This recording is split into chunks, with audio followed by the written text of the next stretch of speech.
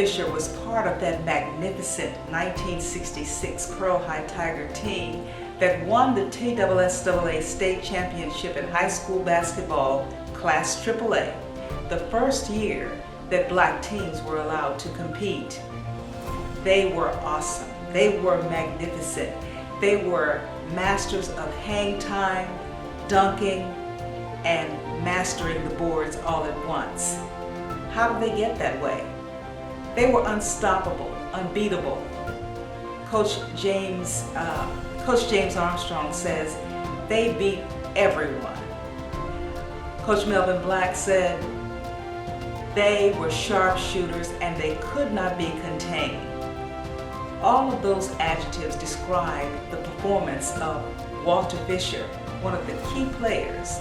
Well, in fact, all the players were key players because this was one team that excelled in everything. The question is, how did they get like that? As the legend goes, these guys were mentored by Coach Tisdale at Washington Junior High School for the most part. And Coach Tisdale was a high offensive coach. And it has been said that they scored over 100 points a game. They were with him 3 years, but then when they got to Pearl, Coach Ridley, my dad, was a high defensive coach. And that is where they learned the strategies that made them masters on the board. Walter Fisher was a double-digit rebounder.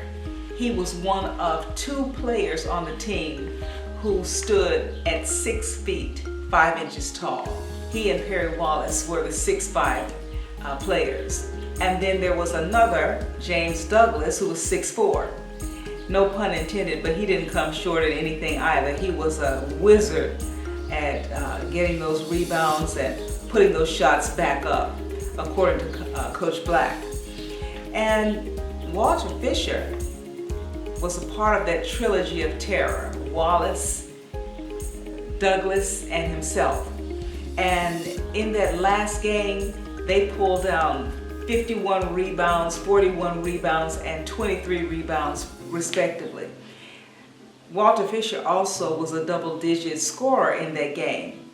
He shot 24 out of 47 from the field, and he got 4 out of 6 rebounds. So he was at 51% field goals attempted, and he was at 67 free throws attempted. He was all over the boards. He was awesome. These guys were masters of dunk.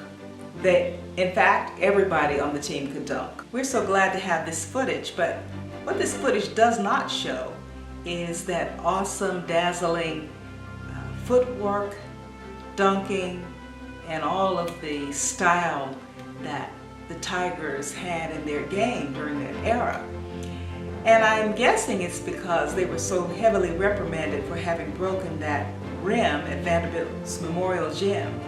So maybe that's one question that I hope we get to ask Walter Fisher today is, how did that change the game for the Tigers? Because I'm looking at the footage and I don't see any dunking when clearly they had some open shots where they could have really stuffed the ball in as they typically had done. So I believe we're in for a treat today to talk to Walter Fisher and to hear more about his Pearl High Tiger experience.